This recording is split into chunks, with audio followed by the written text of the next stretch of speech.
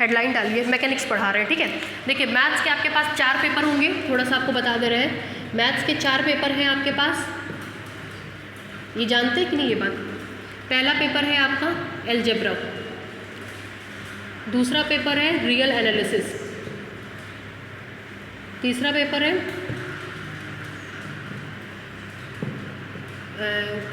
Calculus, advance calculus, और चौथा paper है डायनेमिक्स, ठीक। ये 4 पेपर हैं आपके। इस 4 पेपर में से 2 पेपर हम पढ़ा रहे हैं, रियल एनालिसिस हम पढ़ाएंगे और डायनेमिक्स हम पढ़ाएंगे, ये 2 पेपर मेरा है, ठीक है। बाकी के अलजेब्रा और कैलकुलस आपके दूसरे वाले सर पढ़ाएंगे, राजन सर पढ़ाएंगे, उनकी फ्राइडे से क्लास शुरू हो रही है। फ्राइडे को हम आपको टाइम बता देंगे, ये दोनों आप वो पढ़ाएंगे, राजन सर पढ़ाएंगे। मेरी क्लास हमेशा चलेगी, जैसे मेरे यहाँ ये सिस्टम नहीं है कि वो पढ़ाएंगे तो हम नहीं पढ़ाएंगे, मेरी क्लास हमेशा चलेगी और उनकी क्लास जो चलेगी, ठीक है। तो हम दोनों लोग 6-6 दिन पढ़ाएंगे, वो भी 6 दिन, हम भी 6 दिन। तो ऐसे आप कम से कम मेरे यहाँ आएंगे तो 3 से 4 घंटा पढ़ के जाएंगे, कभी वो 2 घंटा 1 घंटा हम, कभी हम 2 घंटा वो 1 घंटा वो, इस तरह से मेरे यहाँ पैक है। मतलब 3 घंटा आप यहाँ से पढ़ करके जाएंगे, जिससे कि आपका कोर्स कंप्लीट हो जाए। बाकी संस्थानों में क्या है, हफ्ते में 2 दिन क्लास होता है। जैसे आपका कोचिंग जहाँ आपने पहले किया वहाँ आप देखते थे एक पेपर का हफ्ते में 2 दिन चलता है, मेरे यहाँ 6 दिन चलेगा क्लास। तो 6 दिन चलने से वैसे ही कोर्स समय पर कंप्लीट हो जाएगा, ठीक है। हमने शुरू किया था ये मैकेनिक्स, जिसको डायनेमिक्स कहा गया है, ये है आपका मैकेनिक्स, ठीक है।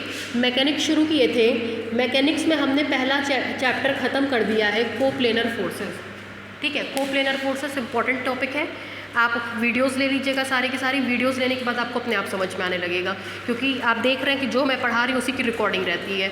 तो कहीं ये नहीं होता कि हमको ये चीज़ समझ में नहीं आई, बहुत रेयर होता है। अगर रेयरली ऐसा हुआ भी कि हमको ये चीज़ समझ में नहीं आ रही है तो आप यहाँ क्लास करने आएंगे, आप वो डिस्कस कर लीजिएगा, ठीक है। अब दूसरा चैप्टर हम लोग इसमें शुरू कर रहे हैं, वर्चुअल वर्क डन। ये चैप्टर आपका छोटा भी है और इम्पॉर्टेंट भी है, वर्चुअल वर्क डन। हेडलाइन डालिए, virtual work done, virtual work done.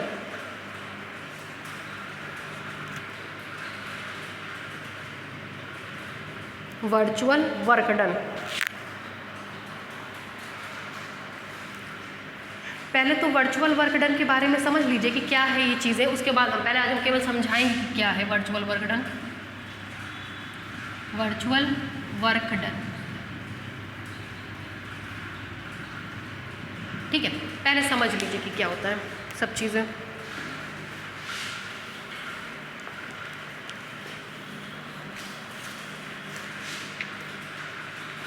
देखिए पहले तो हम बात करते हैं वर्क डन की। वर्क डन का मतलब होता है किया गया कार्य, डन का मतलब होता है करना, वर्क का मतलब होता है किया गया कार्य। मतलब कोई कार्य किया जाता है तो उसको हम लोग बोलते हैं वर्क डन, ठीक है। क्या बोला जाता है उसको? वर्क डन, कंप्लीट वर्क, ठीक है। मतलब completing a work is called work done. पहले देखिए वर्क डन की क्या एक्चुअल परिभाषा बताएगी। वर्क इज कंप्लीटेड, ठीक है, मतलब किया हुआ काम। ये अभी क्या है इसको हम बाद में डिस्कस करेंगे, पहले हम वर्क डन पे पहले बात करते हैं, तब आपको वर्चुअल वर्क डन समझ में आएगा। जैसे कि आप जानते हैं, सबसे पहले फोर्स की बात करिए, ठीक है। फोर्स आपका जो भी क्वांटिटी वेक्टर क्वांटिटी मानी जाती है। वेक्टर क्वांटिटी वो होती है जिसमें डायरेक्शन और मैग्नीट्यूड होता है। आप अभी तक पढ़े होंगे कि किसी भी फोर्स को रिप्रेजेंट करने के लिए एक तीर चाहिए होता है, ये आपने 12th क्लास में पढ़ा था। इस तीर की जो लंबाई होती है ये उसका मैग्नीट्यूड बताती है, ठीक है। और ये जो इसका तीर का डायरेक्शन होता है ये उसकी दिशा बताती है, मतलब डायरेक्शन बताता है। यहाँ पे हम लोग ये नहीं पढ़ेंगे, यहाँ पे हम लोग पढ़ेंगे 3 चीज़ें, magnitude, direction, point of application.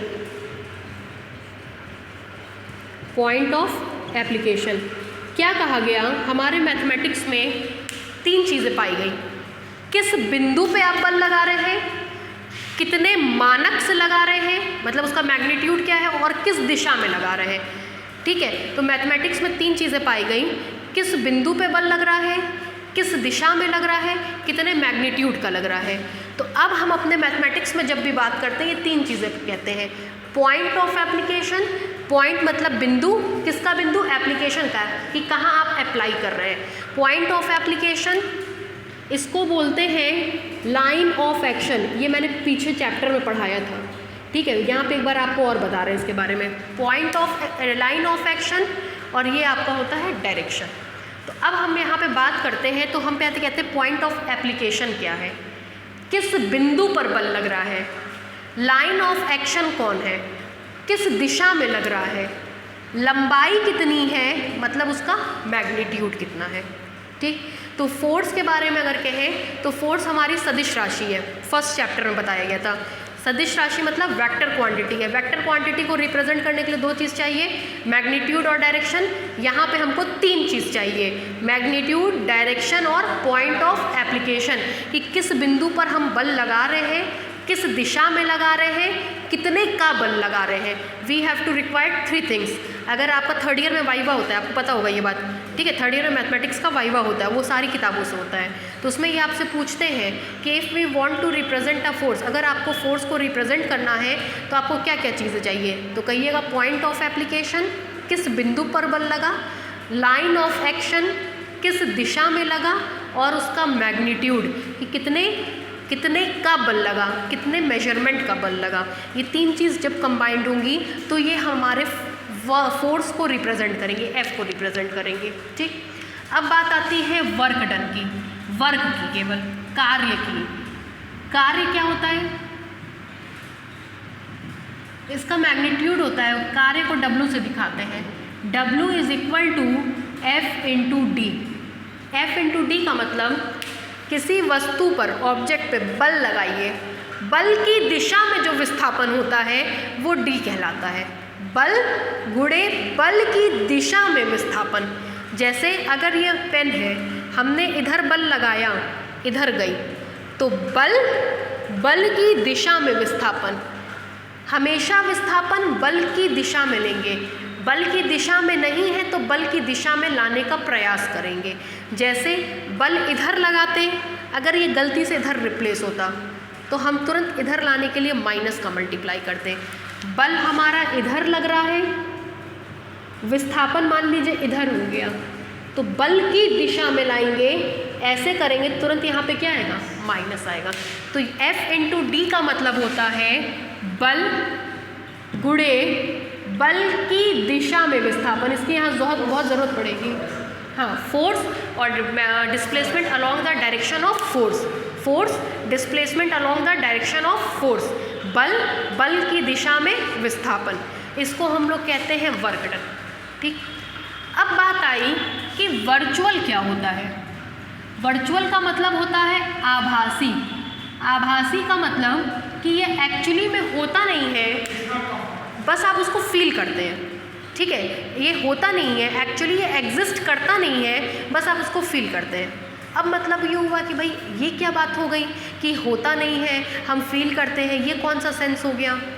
उस चीज़ को ऐसे समझिए, मान लीजिए हमने इस दीवार पर बल लगाया, ठीक, चलिए इस ब्लैक बोर्ड पे लगाए, बल लगाया और बल लगाया और बल लगाया, आपको भी बुला लिया, बाकी सबको भी बुला लिया, बल लगाए, दीवार कितनी घिसकी, नहीं घिसकी। क्यों नहीं घिसकी, बल तो लग रहा है, विस्थापन क्यों नहीं हुआ।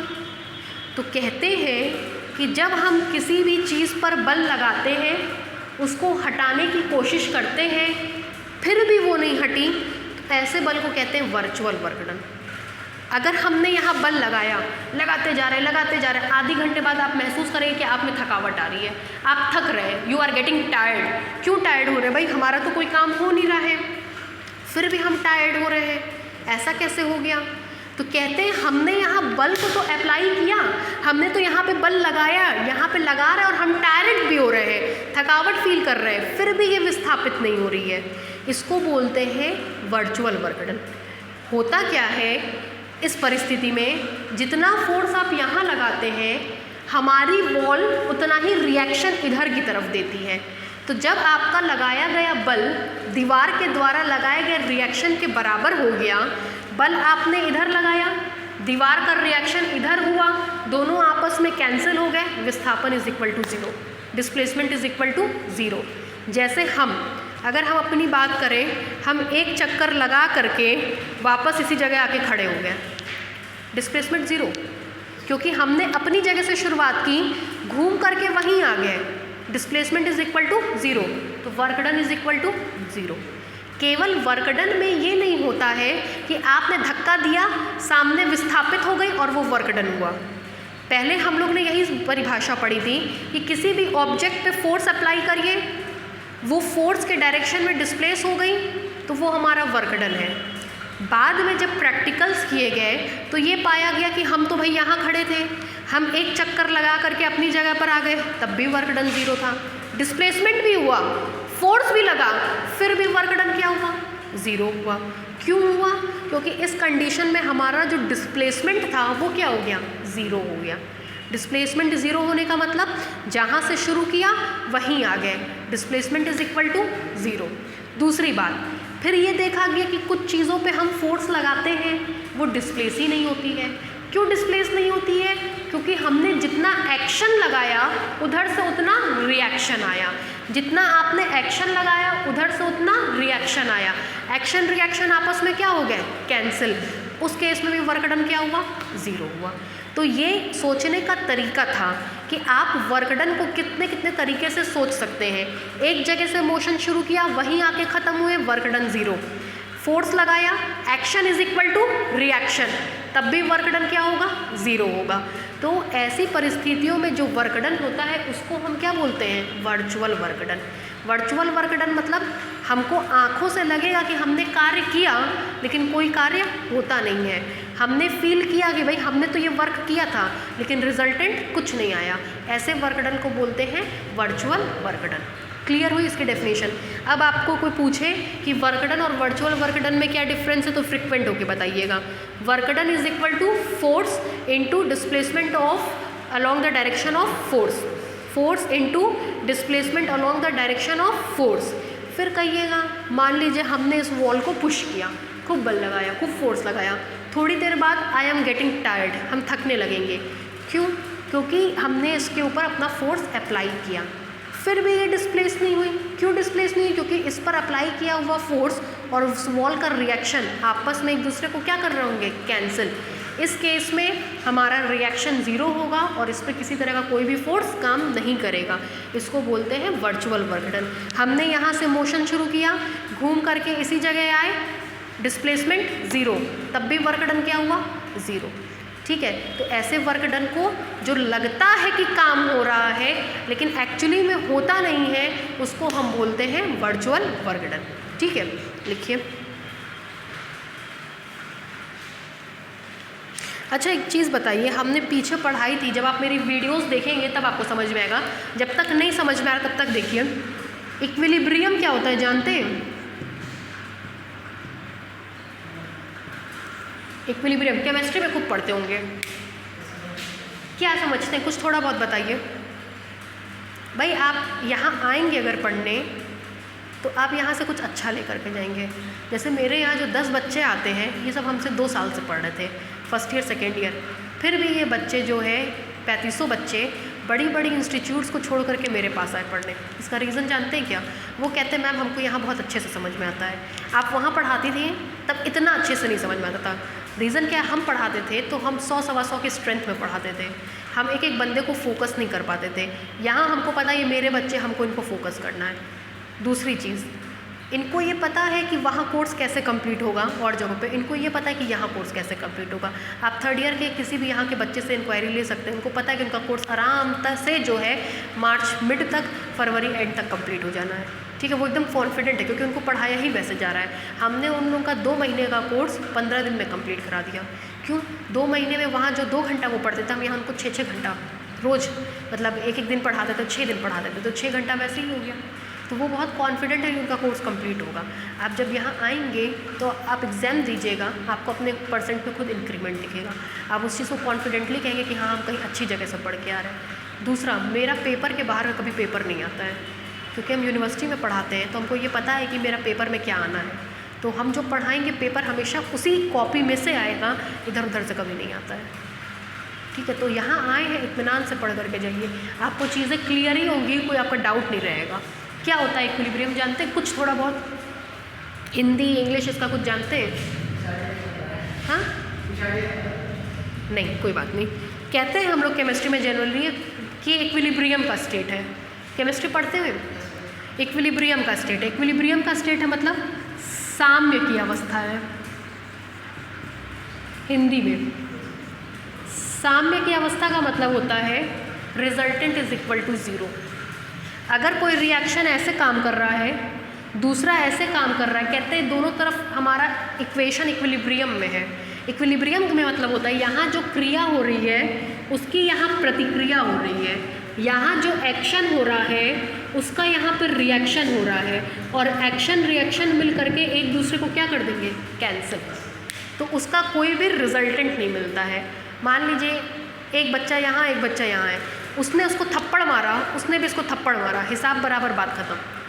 जितना एक्शन हो उतना ही रिएक्शन हो, तो output is equal to zero. हमेशा याद रखिए, if action is equal to reaction then output is equal to zero. If action is equal to reaction then output is equal to zero. और जब output zero होता है तो उसी को बोलते हैं साम्य की अवस्था। साम्य की अवस्था मतलब इक्विलिब्रियम का मतलब होता है resultant is equal to zero.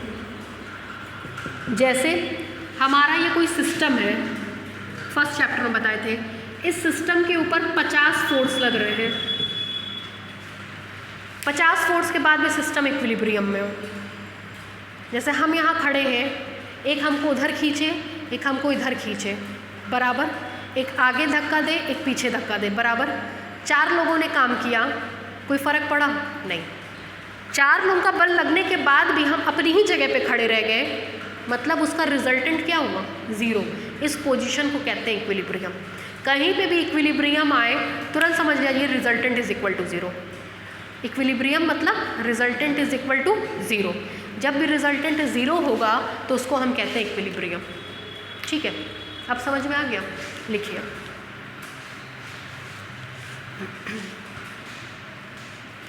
लिखिए,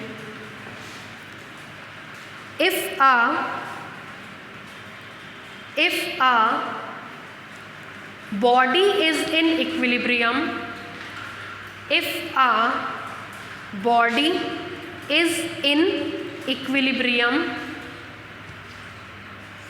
if a body is in equilibrium, मतलब हमारा जो सिस्टम है वो किस में है, इक्विलिब्रियम पे। क्यों? क्योंकि सिस्टम पे लगने वाले सब रिजल्टेंट फोर्स क्या हो रहे होंगे, ज़ीरो। ठीक है, is in equilibrium under the action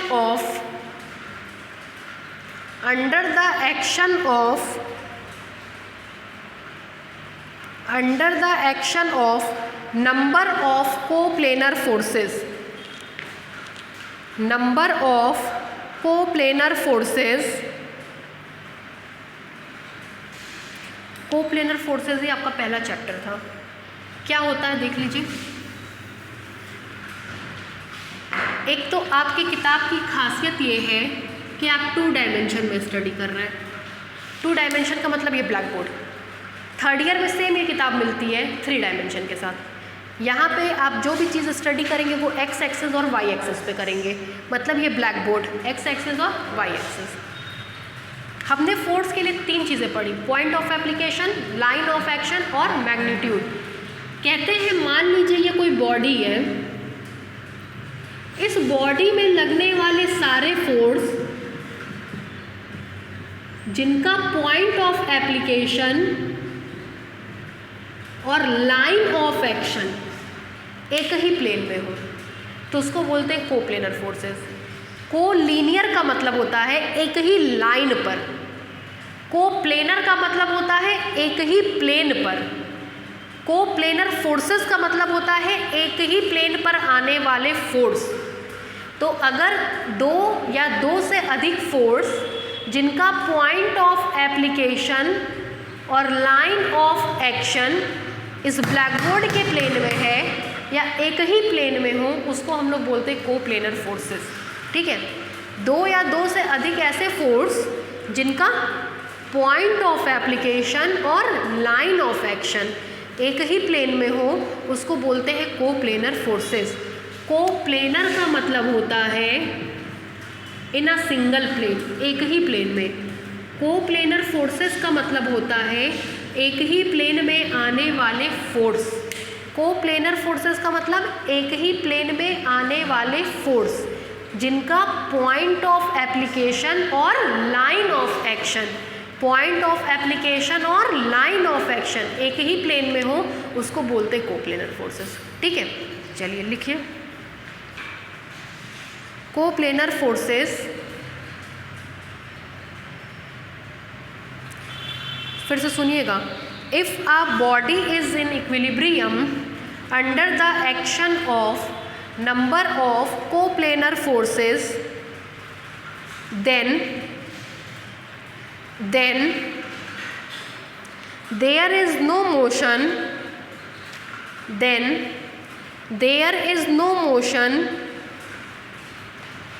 and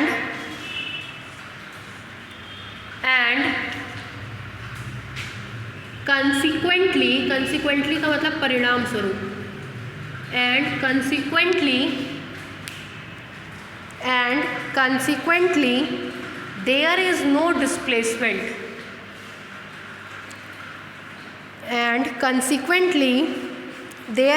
displacement, full stop. But it is found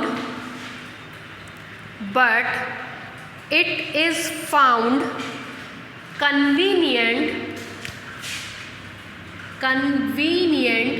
सुविधाजनक, but it is found convenient in some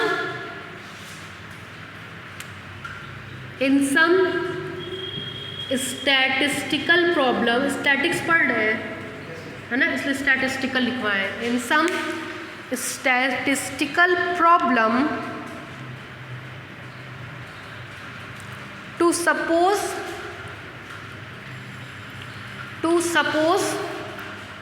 the body to receive an imaginary displacement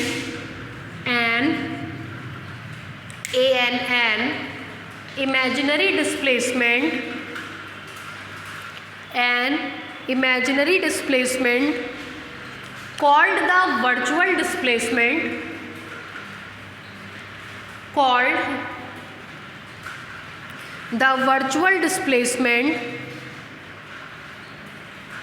full stop. If the body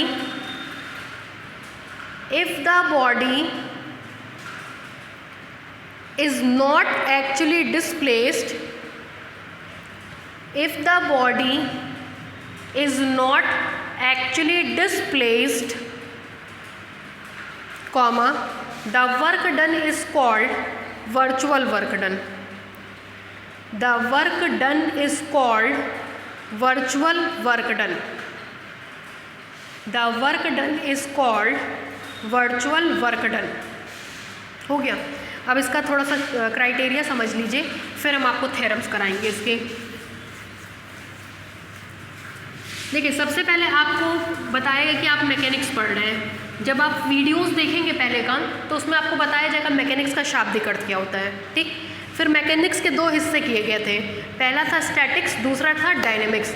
statics का मतलब होता है स्थैतिकी का मतलब होता है विराम की अवस्था में स्टडी करना। डायनेमिक्स का मतलब होता है गतिकी का मतलब होता है चलने वाली अवस्था में स्टडी करना। तो जब कोई ऑब्जेक्ट रुका हुआ होता है तो उसकी स्टडी हम स्टैटिक्स में करते हैं, जब कोई ऑब्जेक्ट मूव करता है तो उसकी स्टडी हम डायनेमिक्स में करते हैं। पहले हम लोगों ने स्टैटिक्स उठाया था। स्टैटिक्स में पहला चैप्टर हम लोगों ने पढ़ा था कोप्लेनर फोर्सेस। ठीक है, कोप्लेनर फोर्सेस के मेनली बहुत इंपॉर्टेंट चैप्टर है ये भी, इसलिए हमने कहा वीडियो सब ले लीजिएगा। ठीक है, उससे आपको सब समझ में आ जाएगा। कोप्लेनर फोर्सेस हम आपको बता दिए। कोप्लेनर का मतलब होता है एक ही प्लेन। कोप्लेनर फोर्सेस का मतलब होता है एक ही प्लेन में स्थित फोर्स। एक ही प्लेन में स्थित फोर्स का मतलब जिनका पॉइंट ऑफ एप्लीकेशन और लाइन ऑफ एक्शन, साथ में बोला करिए, जिनका पॉइंट ऑफ एप्लीकेशन और लाइन ऑफ एक्शन एक ही प्लेन में हो, उसको बोलते हैं कोप्लेनर फोर्सेस। ठीक, अब बात आई वर्चुअल वर्क डन की। तो वर्चुअल वर्क डन में आपसे कहा गया, जैसे हमने इस दीवार पे बल लगाया, बल लगाते लगाते हम थक गए, दीवार डिस्प्लेस नहीं हुई। तो ऐसी परिस्थिति आती है बहुत बार कि हम बल लगाते हैं, बल लगाने से विस्थापन नहीं होता है, विस्थापन नहीं होगा तो D 0 हो जाएगा, D 0 हो गया तो वर्क डन भी क्या हो जाएगा, 0 हो जाएगा। तो ऐसी परिस्थिति में क्या कहा गया, आपने पढ़ा होगा एप्साइलन के बारे में, कभी पढ़ा है? एप्साइलन ग्रेटर देन 0, और जब मन करता था तो एप्साइलन को बराबर 0 कर देते थे। पढ़ा है, कभी सुना है ये? क्यों? अभी तो ग्रेटर देन 0 था, बराबर 0 क्यों कर दिए? सोचा कभी इस बारे में? कहीं पढ़ा है ये? फिजिक्स में पढ़ा होगा। अच्छा, कभी एप्साइलन ग्रेटर देन 0 आया फिर बराबर 0 हो गया, क्यों? सोचा कभी इस बारे में? नहीं। चलिए हम सोचवा रहे हैं आपको। एप्साइलन के आगे लिखते थे आप इनफाइनाइटली स्मॉल। इनफाइनाइटली स्मॉल का मतलब होता है जितना छोटे से छोटा आप सोच सकते हैं। जैसे आपने कहा हम सबसे छोटा नंबर 1 जानते हैं, हम कहेंगे नहीं भाई हम तो 0.9 जानते हैं। फिर कोई कहेगा नहीं हम तो 0.8 जानते हैं, कोई कहेगा नहीं भाई हम तो 0.799 भी जानते हैं। फिर कोई आएगा तो कहेगा 0.789 इससे छोटा है। फिर कोई कहेगा नहीं भाई 0.61 और छोटा है। तो छोटे की कोई सीमा नहीं है, जितना छोटा आप निकाल सकते निकालते हैं। तो कहते हैं जो सबसे छोटा नंबर ब्रह्मांड में पाया गया वही एप्साइलन है। ये इतना छोटा है, इतना इनफाइनाइटली स्मॉल है कि ज़रूरत पड़ने पर हम इसकी वैल्यू क्या ले लेते हैं, 0 ले लेते हैं। इसलिए एप्साइलन की वैल्यू हम क्या ले लेते हैं कई बार, 0। अब समझ में आया? तो हम यहाँ पे यही काम करेंगे। हम मान लेंगे बहुत छोटा वर्क डन हो रहा है, बहुत छोटा वर्क डन होगा, बहुत छोटा डिस्प्लेसमेंट होगा, उसको डेल से लिखेंगे।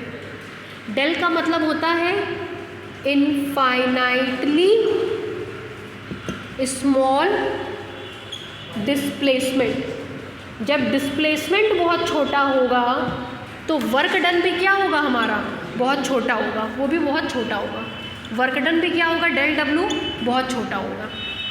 तो पहले क्या करते, कोई भी सवाल स्टैटिक्स में दिया होगा, भले ही विस्थापन नहीं हुआ, हम अपने मन से मान लेंगे बहुत छोटा विस्थापन हो रहा है, बहुत छोटे विस्थापन के करस्पॉन्डिंग बहुत छोटा वर्क डन हो रहा है। अपना काम निकाल लेंगे, बाद में ले जाके सबको 0 कर देंगे, जो एप्साइलन के साथ करते थे।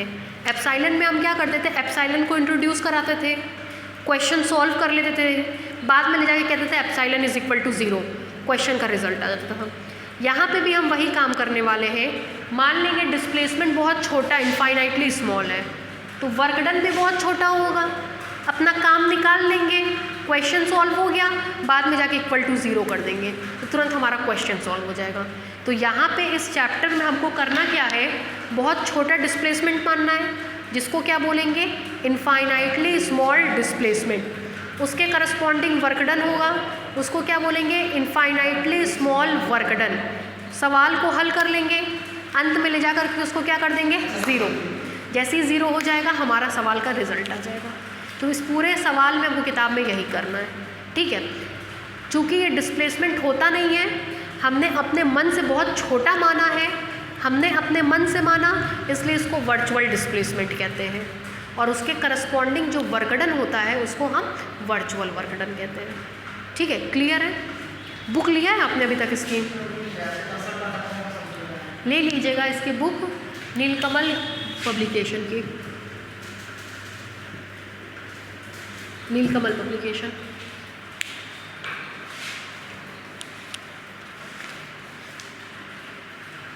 ठीक है। थ्योरम लिखिए, थ्योरम लिखिए, लिखिए the algebraic some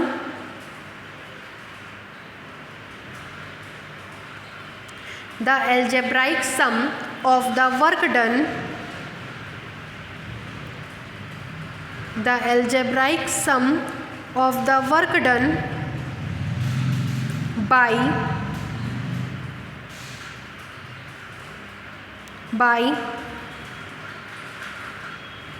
number of coplanar forces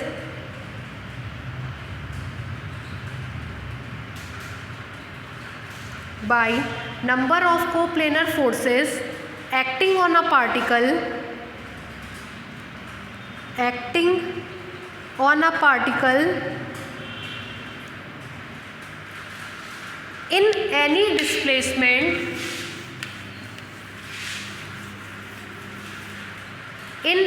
displacement is equal to the work done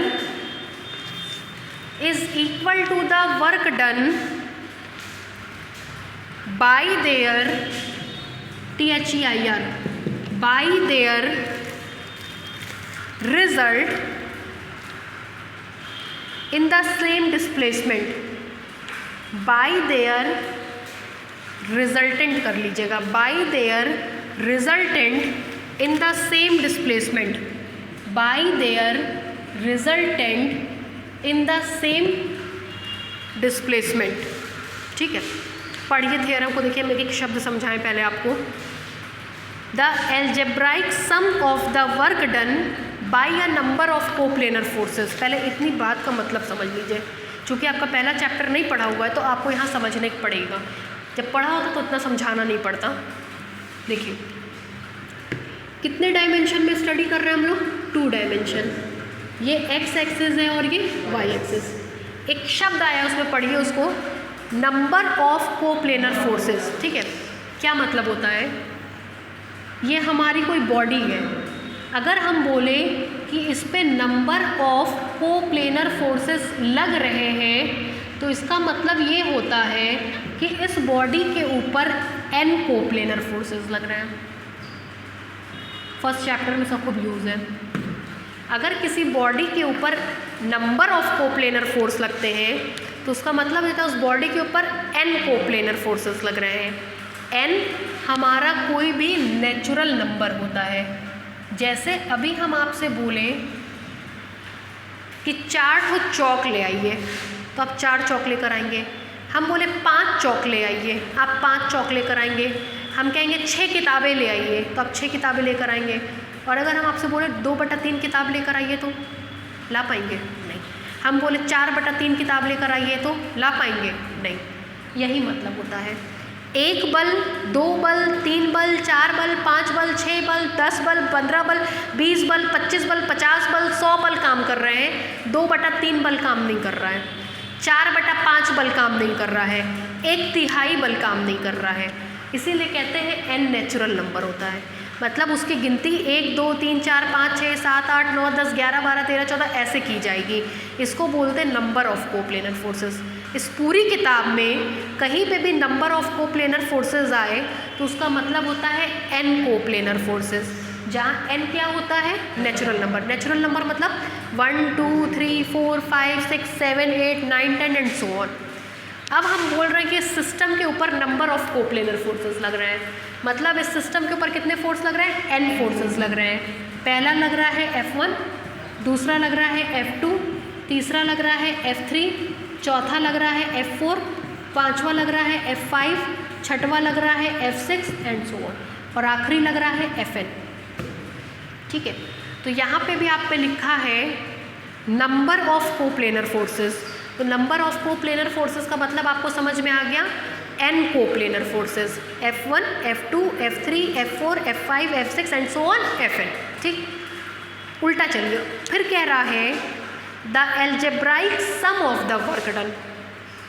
ठीक, देखिए मान ले रहे हैं इस फोर्स के द्वारा किया गया वर्क डन W1 है, इस फोर्स के द्वारा किया गया वर्क डन W2 है, इस फोर्स के द्वारा किया गया वर्क डन W3 है, इस फोर्स के द्वारा किया गया वर्क डन W4 है, इस फोर्स के द्वारा किया गया वर्क डन W5 है, इस फोर्स के द्वारा किया गया वर्क डन WN है। तो कह रहा है इन सब का एल्जेब्राइक सम ले लो। एल्जेब्राइक सम मतलब W1 plus W2 plus W3 plus so on plus WN। Algebraic sum of the work done by n coplanar forces, ये इसका मतलब हुआ ना। Algebraic sum of work done by the n coplanar forces. n coplanar forces हैं, सबके द्वारा किए गए वर्क डन का एल्जेब्राइक सम। ठीक, कह रहा है ये बराबर होता है इन सब के रिजल्टेंट के वर्क डन के बराबर के।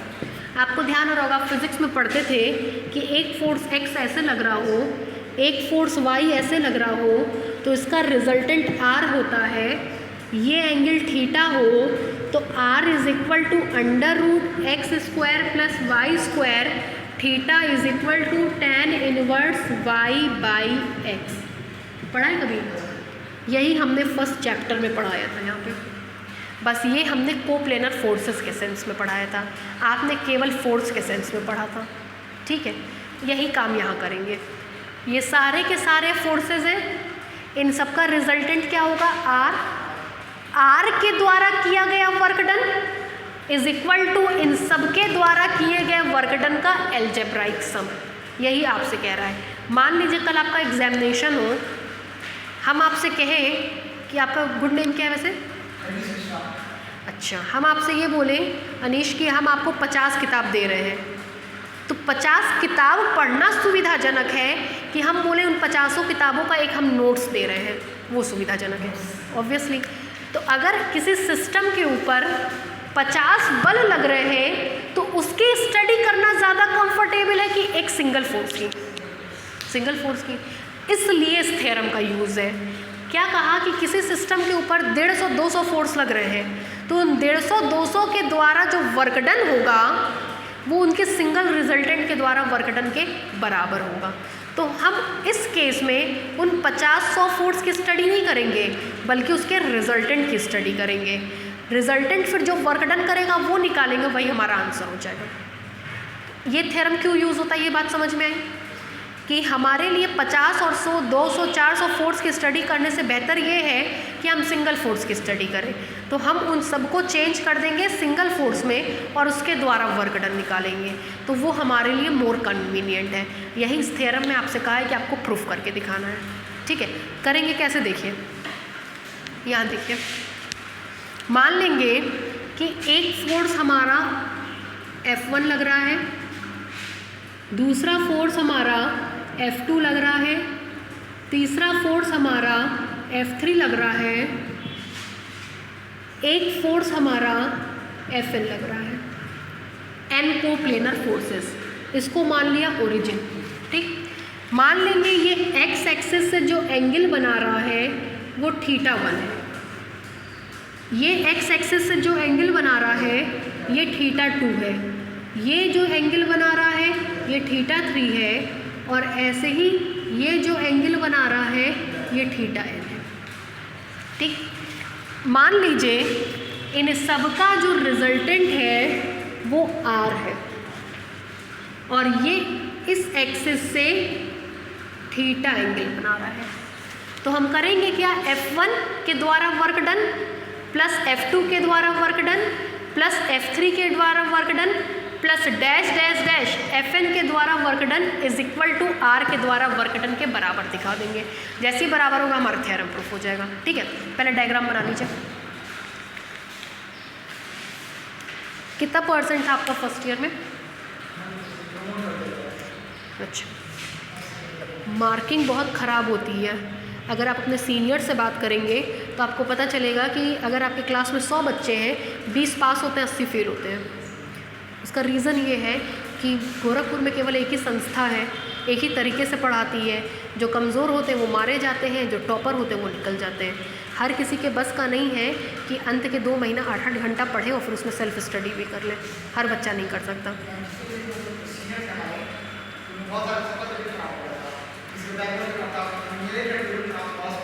आपको पता नहीं है शायद, हम बेला में ही पढ़े हुए हैं।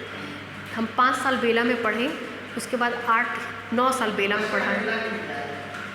अच्छा, फिर 9 साल हमने बेला में पढ़ाया। आप जब फर्स्ट ईयर पढ़ते तो हम सेकेंड ईयर और थर्ड ईयर में पढ़ाते थे। फर्स्ट ईयर हम छोड़ दिए थे। फर्स्ट ईयर में पहले हम अलजेब्रा पढ़ाते थे, लेकिन चूँकि बहुत ज़्यादा हेडक हो जा रहा था इसलिए हमने छोड़ दिया था।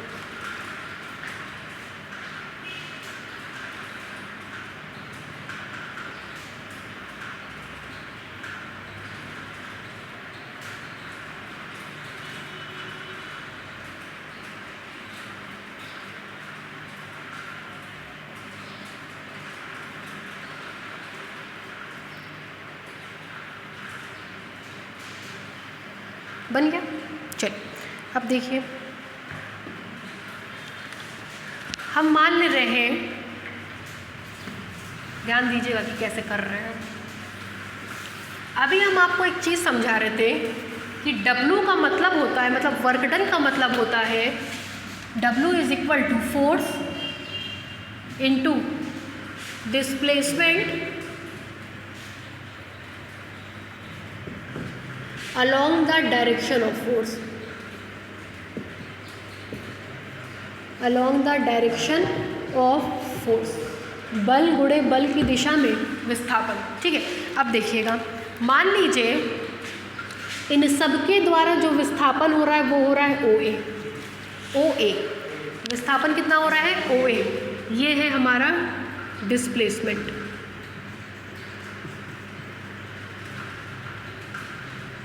ठीक, अब देखिए, अगर हम W1 निकालते हैं तो आप कहेंगे force,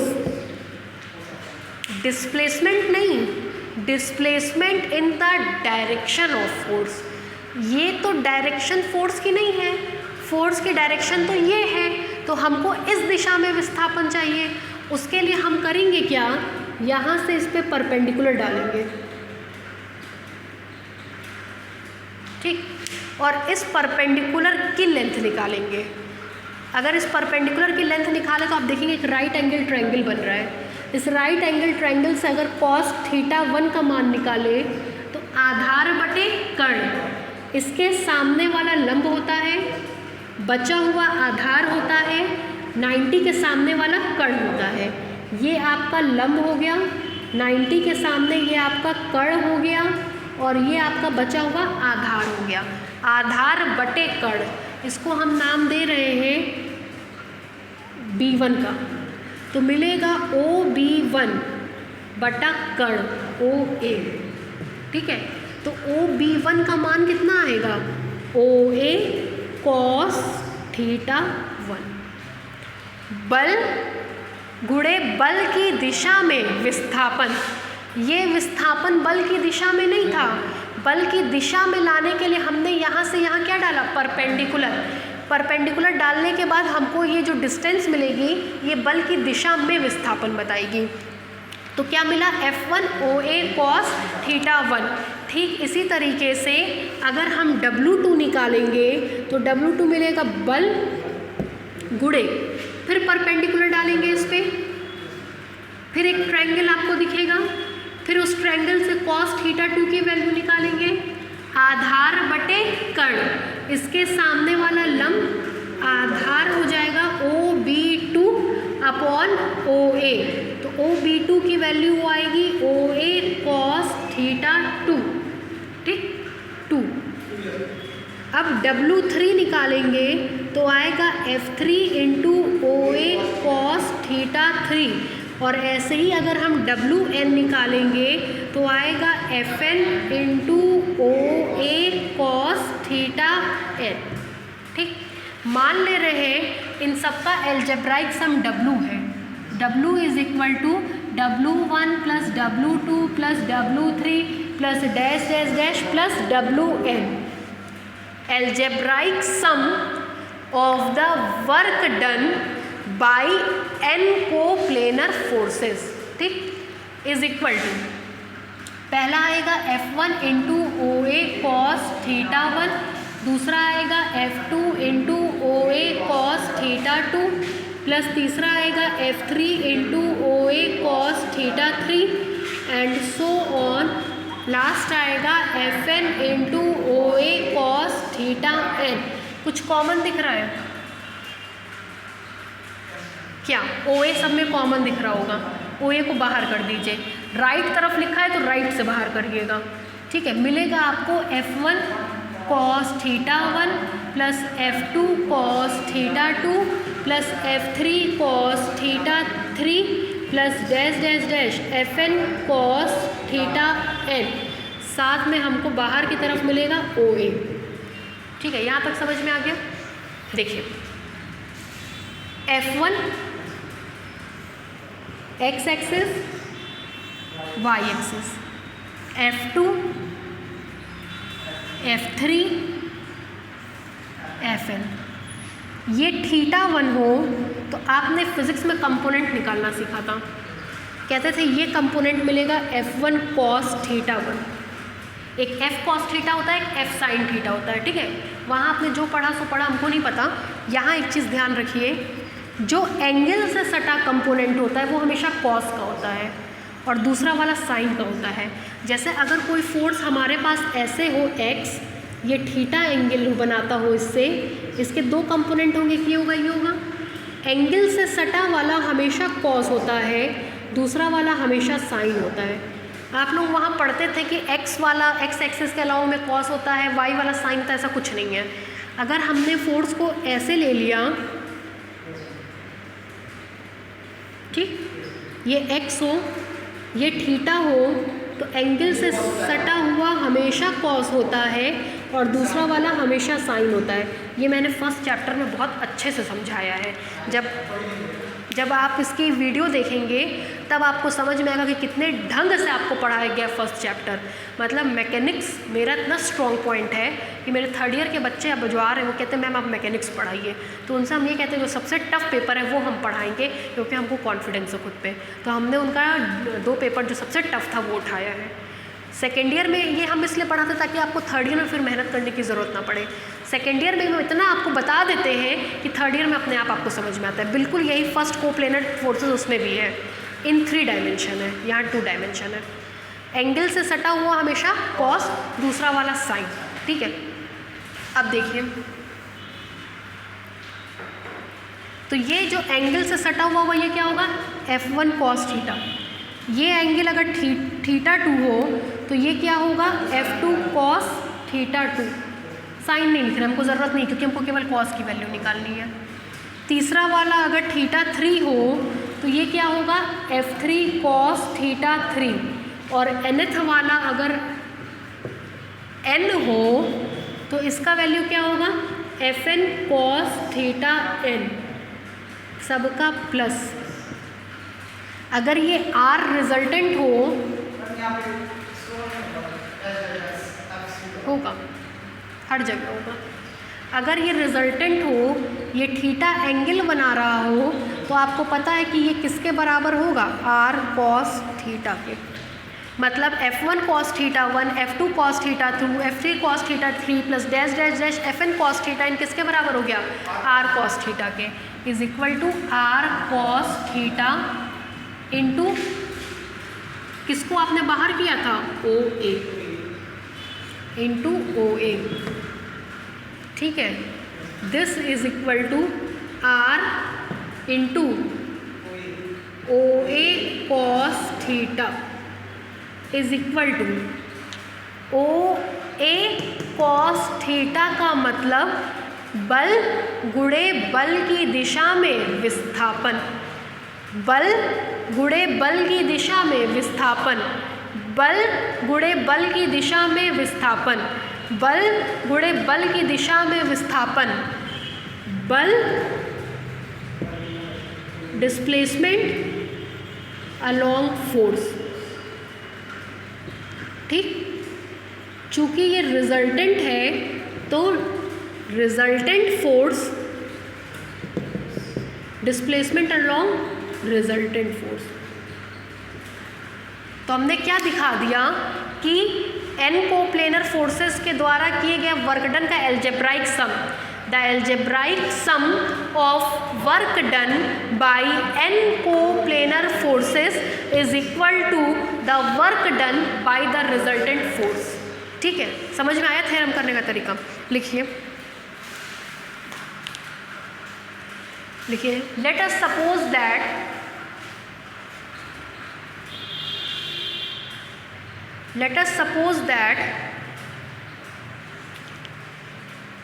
the forces F1, F2, F3, dash dash dash Fn be the system of n coplanar forces be the system of n coplanar forces acting at a point O, ये लिखा, acting at a point O, acting at a point O such that displacement कहाँ से कहाँ तक हो गया, O से A तक, such that the particle is displaced from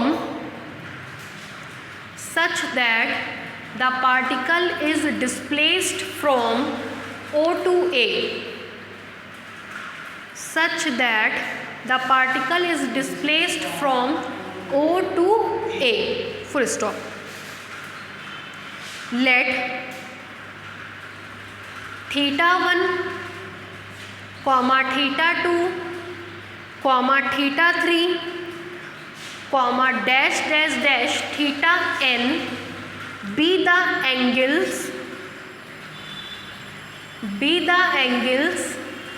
देखिए इसको बोलते हैं लाइन ऑफ एक्शन, इसको बोलते हैं पॉइंट ऑफ एप्लीकेशन, है ना। Such that the line of action, क्या लिखा है, let θ1, θ2, θ3, θn be the angles such that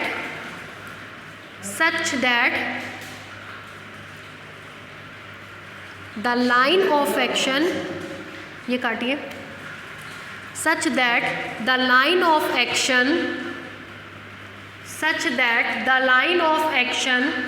of forces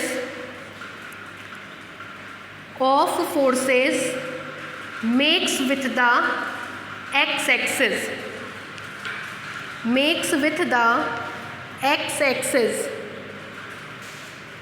मतलब ये सब जो line of action and forces की ये एक्स एक्सेस से कितना एंगल बना रही है, θ1, θ2, θ3 डैश डैश डैश θn, ठीक है, full stop. Let capital R B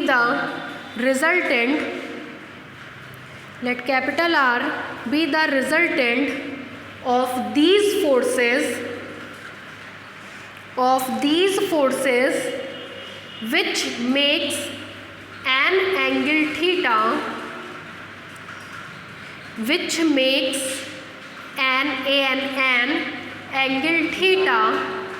with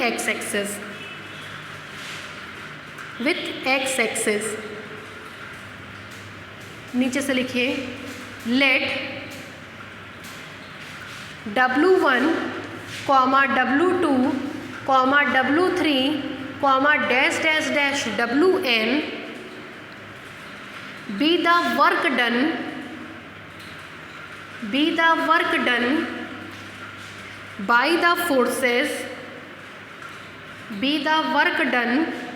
by the forces F1,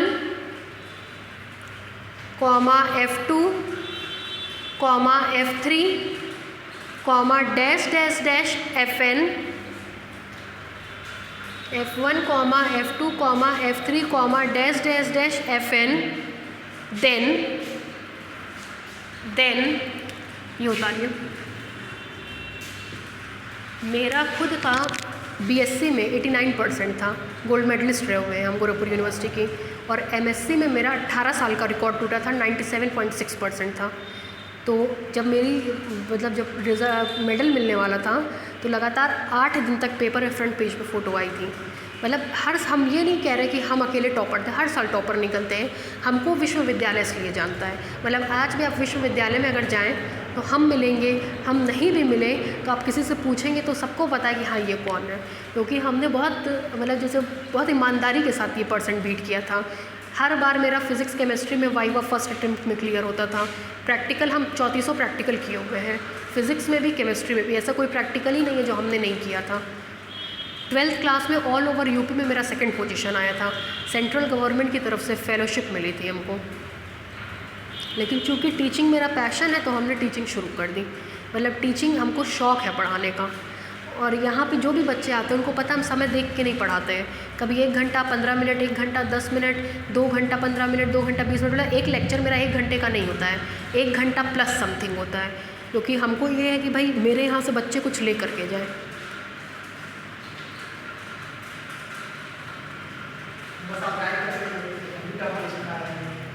मेहनत करिए, बिल्कुल आएंगे। देखिए सबसे बड़ी चीज़ क्या होती है ना, नॉलेज के साथ साथ लिखने का तरीका। जैसे जब आपकी कॉपी खुले तो आपका रिप्रेजेंटेशन बोलना चाहिए। ये मेरा नोट्स है 15 साल पुराना। क्लासरूम में भी हम बैठते थे तो हम ऐसे लिखते थे, ये हमने अलग से नहीं खींचा है, ये मेरा बेला का ही नोट्स है। अगर क्लास में सर लिखवाते थे तो ब्लू ब्लैक पेन और लाइनिंग के साथ यूज़ देखिए, ये मेरा नोट्स है, ये मेरी कॉपी है। तो चीज़ें क्या है कि आपका रिप्रेजेंटेशन बहुत मैटर करता है। तो हम जब लिखवाते तो हम रिप्रेजेंटेशन बीच बीच में बोलते चलते कि कैसे लिखो, क्या करो, ठीक है। तो बहुत सी चीज़ें मैटर करती हैं नंबर पाने के लिए, ठीक है। टॉपर बिल्कुल हर कोई बन सकता है, उतनी मेहनत बस चाहिए। हम विश्वास नहीं करेंगे, हम बेला में पढ़ते थे, दिसंबर में एक्स्ट्रा क्लास चलती थी और हम दिसंबर जनवरी फरवरी, और हम सर के बहुत प्रिय थे। मतलब आप कभी भी उनसे कहेंगे तो वो हमेशा कहेंगे वो तो मेरी बच्ची की तरह है। उन्होंने कभी ये समझा ही नहीं कि हम स्टूडेंट हैं। बेला के हर टेस्ट में फुल मार्क्स, सर पैसा देते देते थक गए थे तो उन्होंने कल्चर निकाला था कि तुम जो किताब कहोगे हम तुमको वो किताब देंगे। पूरा 3rd ईयर मैंने एक किताब नहीं खरीदी, सारी किताब बेला से गिफ्ट में मिली थी। MSc में एक भी किताब नहीं खरीदी, बेला से गिफ्ट में मिली थी, ठीक है। बहुत ज़्यादा हमको सर मानते थे इसीलिए कि मतलब इसने नाम रोशन कर दिया बेला का। हम जब पढ़ाना शुरू किए थे तो उनके यहाँ फर्स्ट ईयर के 7 बैच थे पहले साल, दूसरे साल 12 बैच बने थे। वो इतना हमको अप्रिशिएट करते थे। आज भी उनका इसलिए फ़ोन आया कि तुम सिर्फ 3rd ईयर पढ़ा दो, हमके साथ टाइम ही नहीं है, हम अब अपना काम करना चाहते हैं, हम अपनी संस्था खोलना चाहते हैं। और अगले साल से मेरी संस्था यहाँ नहीं चलेगी, वो विजय चौराहे पे शिफ्ट हो जाएगी, राज टॉकीज़ के ठीक सामने, ठीक है, अगले साल से। तो मेरा क्या मोटिव है कि मेरे यहाँ जो बच्चे हैं अगर पढ़ने वाले तो कुछ ले करके जाए, हमको पैसे से मतलब ही नहीं। आपने फर्स्ट ईयर में पढ़ा होगा, देखा होगा बहुत से टीचर्स आते हैं, बहुत देर बात करते हैं, टाइम पास करते हैं, चल देते हैं। हम पढ़ते कैसे थे, दिसंबर में एक्स्ट्रा क्लास चलती थी, एक्स्ट्रा क्लास करने के बाद घर आके पढ़ते थे, मुश्किल से 3 या 4 घंटा सोते थे, पूरे दिन पढ़ते थे। सुबह के बैच में हम थे 5 साल, तो 6 बजे से 9 साढ़े 9 तक पढ़ते थे, वहाँ से यूनिवर्सिटी जाते थे, घर आते थे, खाया पिया, पढ़ने बैठ गए, रात में 1:30-2 बजे तक सोते थे। कोई भी टॉप कर सकता है, बस मेहनत चाहिए। रोज़ का रोज़ पढ़िए। आज आप यहाँ से जो पढ़ के जाएंगे आज का आज उसको ऐसे पढ़िए मानो कल आपका एग्ज़ाम हो। जब आप उतना डीपली कोई चीज़ को पढ़ेंगे तो वो अपने आप यहाँ बैठता है, फिर उसकी ज़रूरत नहीं पड़ती। आज हम आपको जो चैप्टर पढ़ा रहे हैं बिना पढ़े पढ़ा रहे हैं, क्यों? क्योंकि हम इतना पढ़ चुके हैं उसको अपने टाइम में कि अब हमको उसको पढ़ने की आवश्यकता नहीं है। कंसेप्ट दिमाग में होता है, लैंग्वेज कॉपी में होती है, ठीक है। तो कोशिश करिए पढ़ने की, बाकी तो ठीक है भाई, सभी पढ़ते हैं। हो गया? इसके नीचे से लिखिए, नीचे से लिखिए इसके, लेट कैपिटल W be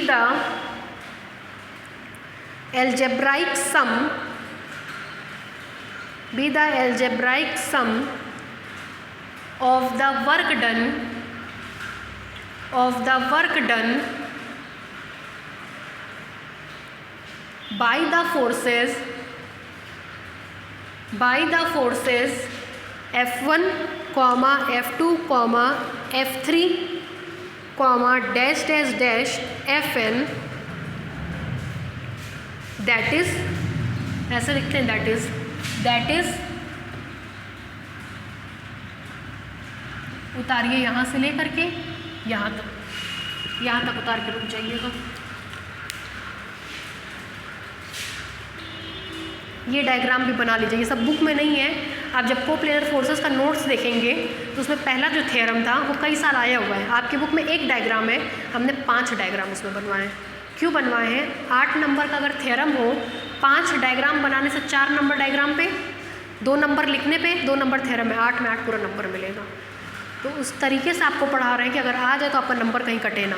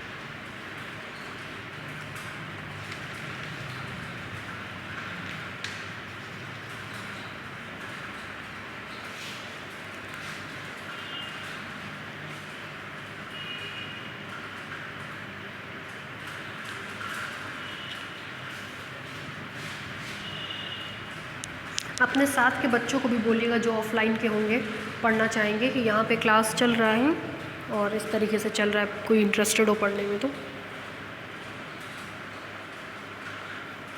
आप लोग का कॉलेज कब से ओपन हो रहा है? अभी तो कुछ बताया नहीं गया ना। दिवाली तक हर यूनिवर्सिटी का नोटिस आया है, कोई यूनिवर्सिटी नहीं खुलेगी, दिवाली के बाद देखा जाएगा। दिवाली के बाद जब खुलेगी तो सीधे बस प्रैक्टिकल ले करके ये लोग एग्ज़ाम करा देंगे। इस साल का यही नोटिस है, पढ़ाई वढ़ाई कुछ नहीं होगी, ऑनलाइन चल रही है ना। 180 डेज़ होने चाहिए, मतलब 180 डेज़ लाएंगे कहाँ से क्या? ऑनलाइन क्लास चल रहा है कॉलेज में, बस वही नहीं चल रहा है, नहीं चल रहा है ऑनलाइन, कोई नहीं ले रहा है क्या? बड़ी गजब की बात है। वही अटेंडेंस है जो ऑनलाइन क्लास जिनके यहाँ चल रहा है, वही अटेंडेंस है, लेकिन वही ऑनलाइन है। जैसे सेंट एंड्रयूज़, सेंट जोसेफ, सब जगह ऑनलाइन क्लास चल रहा है, वही अटेंडेंस हो रही है बच्चों की, वही अटेंडेंस है। अगर आपके यहाँ नहीं हो रहा तो आपके यहाँ फर्जी काम हो रहा है फिर।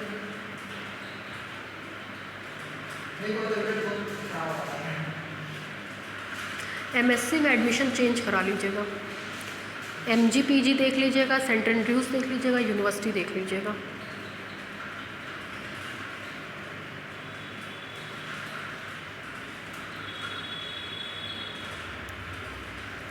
यूनिवर्सिटी में तो हम लोग का सोर्स भी है, पेपर पता रहता है, कहेंगे तो यूनिवर्सिटी में भी करा सकते हैं एडमिशन।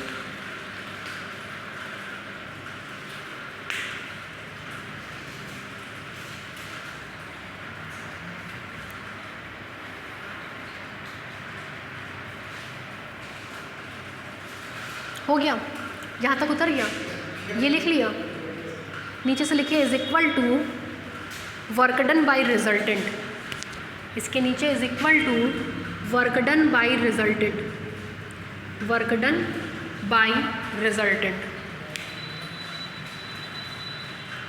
नोट्स कॉपी एक बना लीजिए, अब आज तो फर्स्ट डे है, लेकिन नोट्स कॉपी में अब लिखा करिए work done by resultant.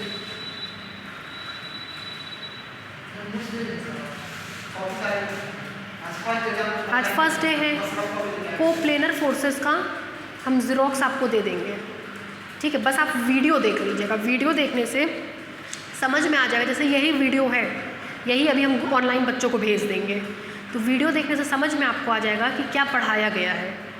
Notes हमसे ले लीजिएगा, ठीक है। हो गया भाई यहाँ तक, बस इसमें आज इतना ही, दूसरा पेपर निकालिए।